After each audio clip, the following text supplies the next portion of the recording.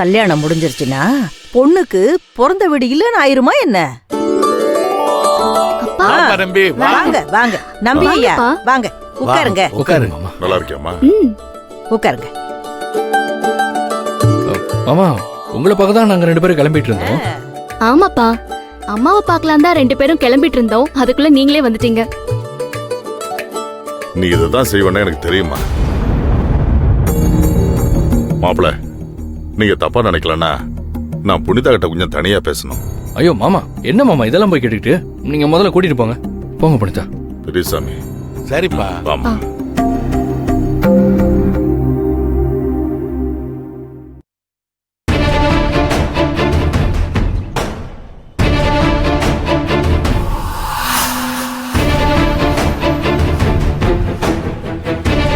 அப்பா, ஏதோ பேசணும்னு சொல்லிட்டு அமைதியா இருக்கீங்க, என்னாச்சு?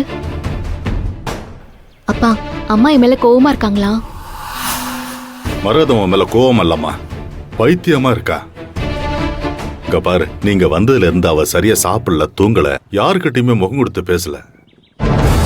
எப்ப பார்த்தாலும் ரூமுக்குள்ள போய் உட்காந்து பேசிட்டு இருக்கா.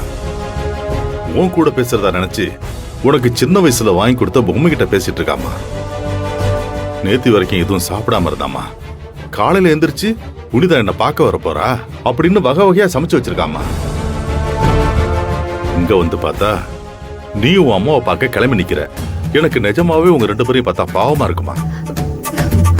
எனக்கு இன்னொரு பக்கம் ஏதோ குற்ற உணர்ச்சியா இருக்குமா. அப்பா, என்னப்பா சொல்றீங்க?